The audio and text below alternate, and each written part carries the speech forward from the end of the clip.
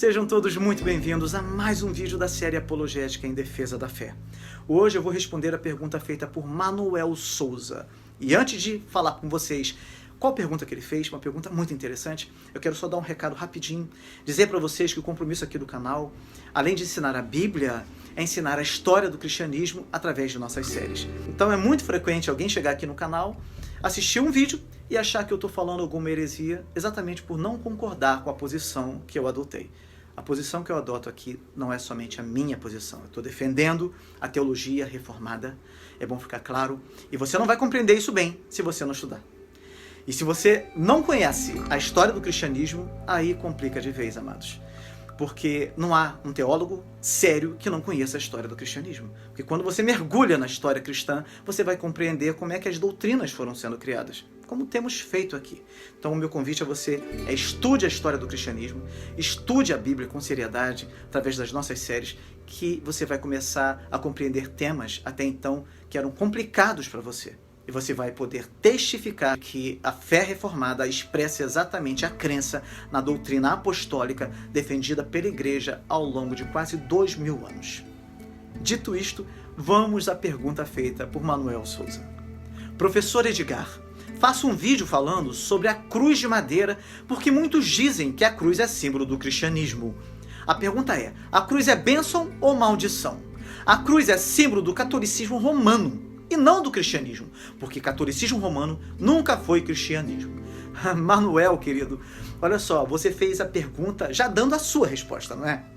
Mas fique até o final desse vídeo, pois você vai ficar sabendo qual a resposta cristã sobre a cruz de Cristo.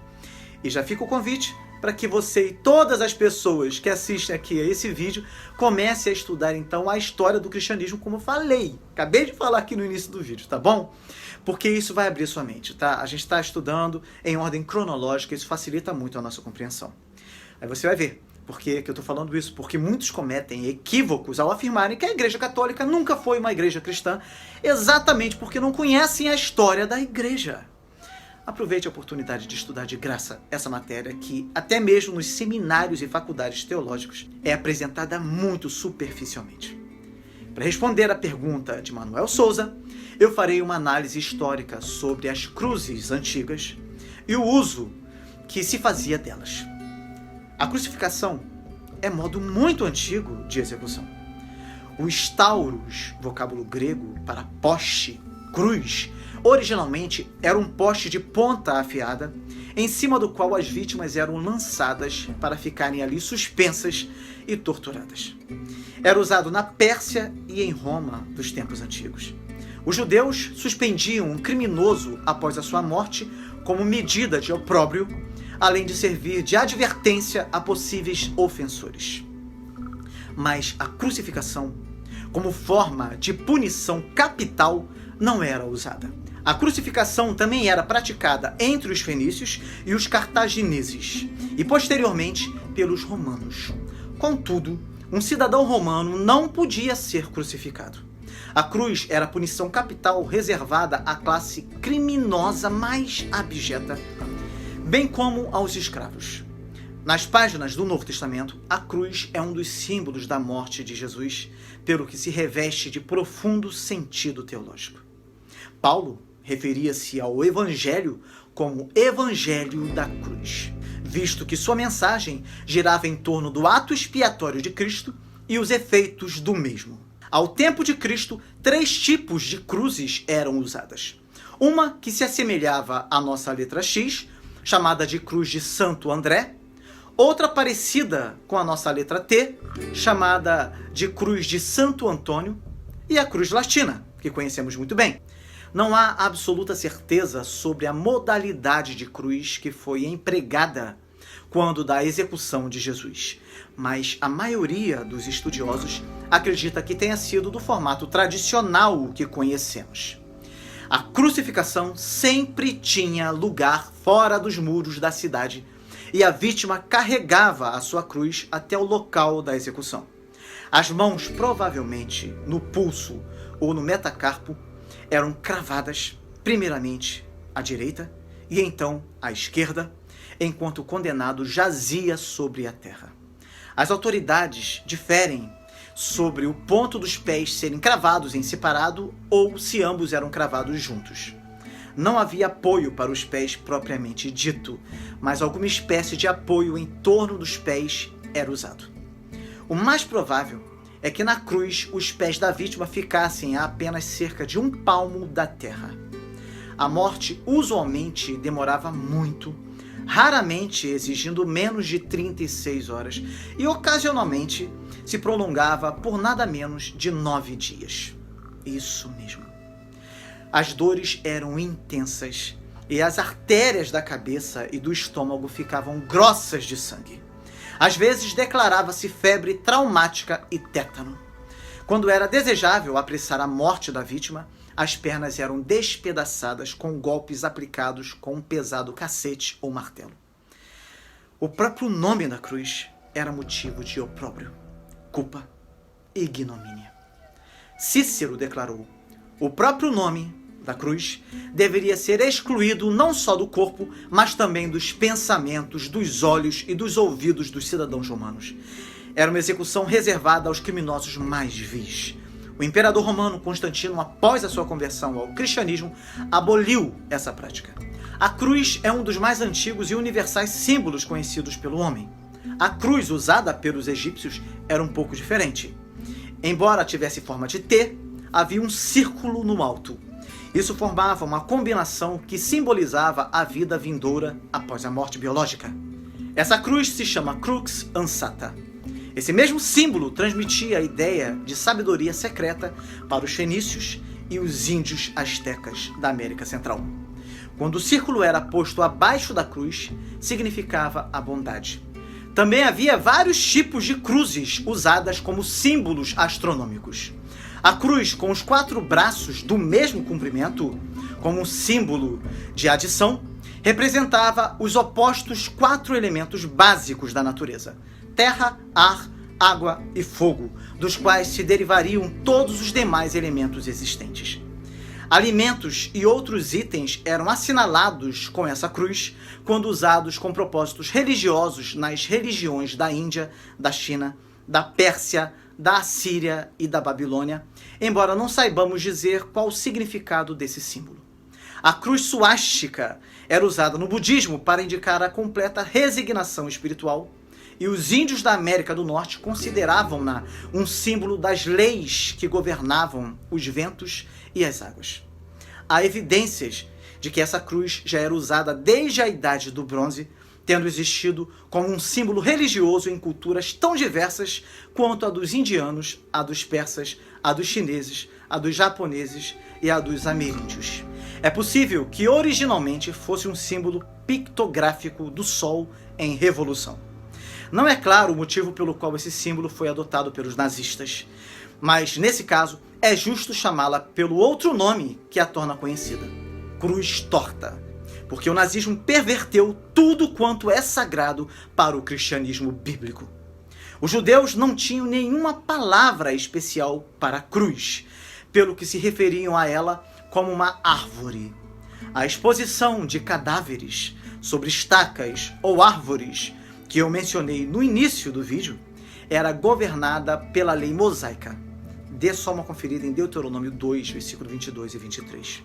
Foi apenas natural que a árvore dos judeus viesse a ser associada à cruz de Cristo, levando a vergonha da raça, passando a ser desprezada pelos próprios judeus. Os sofrimentos de Jesus tornaram-se o grande lema que indica a extensão da agonia e da resolução que se fazem necessários para a solução do problema do pecado. Há vários simbolismos em torno dos detalhes da crucificação de Jesus, como o fato dele ter sido crucificado fora da cidade, significando que, de igual forma, devemos nos separar também do mundo e de sua maneira de viver, levando sempre o opróbrio de Cristo. Jesus foi levantado na cruz e assim ficou capacitado a atrair todos os homens a si mesmo. A tabuleta escrita posta sobre a cruz simboliza a maldição proferida pela lei contra a humanidade, por causa do pecado. Agora, essa maldição foi removida devido ao sangue expiatório de Cristo. A cruz era o cúmulo da humilhação vinculada à doutrina da humanidade e da missão terrena de Cristo. Levar a própria cruz é um símbolo de discipulado cristão sério. Jesus levou a sua própria cruz e os seus discípulos terão de fazer outro tanto. A cruz tornou-se símbolo de nossa união mística com Cristo, mediante a qual novos desejos e novos poderes são liberados em uma nova vida espiritual. Podemos compartilhar da missão de Cristo, o que inclui sofrimentos e dificuldades que teremos de enfrentar. A cruz serve de símbolo do propósito ímpar de Deus na missão realizada por Jesus. A cruz é símbolo da nossa reconciliação com Deus por meio de Jesus Cristo. A cruz é o grande sinal do ato remidor de Deus na história da humanidade. A palavra crucifixo vem do latim crucifixus, em outras palavras, uma cruz que é fixada. Portanto, o crucifixo representa Cristo na cruz, usado como símbolo cristão. Desde o começo do cristianismo, a cruz tem sido um emblema cristão. Contudo, não devemos pensar que na Bíblia aparece a ideia de crucifixos e da veneração aos mesmos. É claro que não. O crucifixo começou a ser usado de modo geral em cerca do século VI d.C. A princípio, os crucifixos traziam uma imagem vestida representando Cristo por razões de modéstia. Porém, os artistas orientais começaram a retratar a cena de forma mais realista, provavelmente em resultado da controvérsia monofisista que negava a humanidade de Cristo. E isso para todos os propósitos práticos. A representação mais realista de Cristo no Ocidente só ocorreu no século IX d.C. em diante. O crucifixo era uma extensão do uso privado e litúrgico da cruz. As cruzes celtas com frequência serviam a um propósito didático, porquanto eram escritas de forma a representar vários mistérios da fé cristã. Alguns crucifixos eram tão elaboradamente preparados, representando os sofrimentos e os ferimentos de Cristo, que eram mais símbolos da desolação e dos padecimentos humanos do que da vitória de Jesus Cristo sobre a morte. Cruzes têm servido para decorar templos, altares, etc. em todas as civilizações cristãs, é bom dizer. Até mesmo cemitérios são assinalados por cruzes, cada uma delas indicando um sepulcro. Crucifixos de mão são usados pelos bispos católicos romanos em suas bênçãos e atos litúrgicos. João Crisóstomo, em 407 d.C., usou crucifixos nas procissões quando procurou chamar de volta certos cristãos à posição ortodoxa e a um sério discipulado cristão. Imensas cruzes erigidas nos mercados serviam de estruturas que protegiam as pessoas das intempéries. Também serviam para, ao pé das mesmas, serem publicados decretos e mensagens as mais diversas. As áreas dos asilos eram marcadas por 4 cruzes na Inglaterra e imensas cruzes postas à beira das estradas da França tinham a mesma função. Algumas cruzes, como aquelas usadas pelos povos celtas, serviam para propósitos didáticos com vários mistérios cristãos inscritos nas mesmas. Os arautos, tanto civis quanto religiosos, têm usado o emblema da cruz como um sinal distintivo de seu ofício.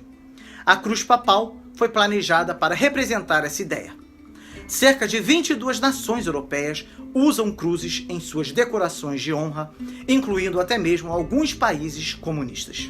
Eu quero terminar esse vídeo trazendo o entendimento do Novo Testamento quanto aos efeitos da cruz de Cristo, pois isso deixará bastante claro o significado bíblico da cruz de Cristo. Eu vou colocar os textos bíblicos para que você possa posteriormente pausar o vídeo e conferir, tá bom?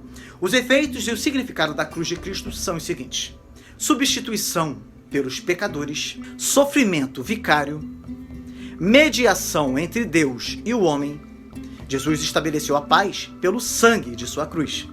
Base de intercessão em prol dos pecadores.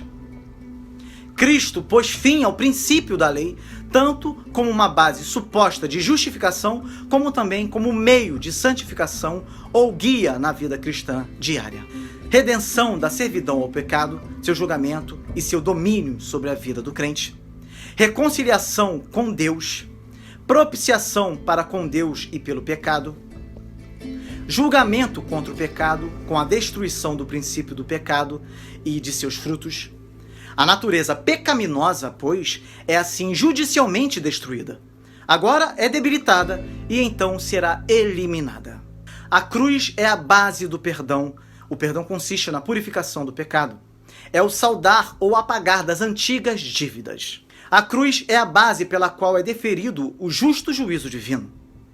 Ela fez expiação pelos pecados cometidos antes da missão do Messias e desde então cobrindo o passado, e eis que os sacrifícios de animais apenas tipificavam essa verdade, não sendo a sua realidade. Finalmente, significará a salvação nacional de Israel. Mas também está em foco a salvação pessoal, conforme é indicado pela passagem do 11º capítulo da Epístola aos Romanos. A cruz também é símbolo que serve de base para as bênçãos milenares e eternas que sobrevêm e sobrevirão a todas as nações. A cruz também significa a derrota dos poderes angelicais pervertidos, o despojamento dos principados e poderes. A cruz é também a base da pacificação entre os judeus e gentios, no seio da igreja cristã, entre Deus e o homem, e por todo o universo, no que atinge a todos os seres. A cruz também permitirá a purificação das coisas nos céus e uma restauração universal.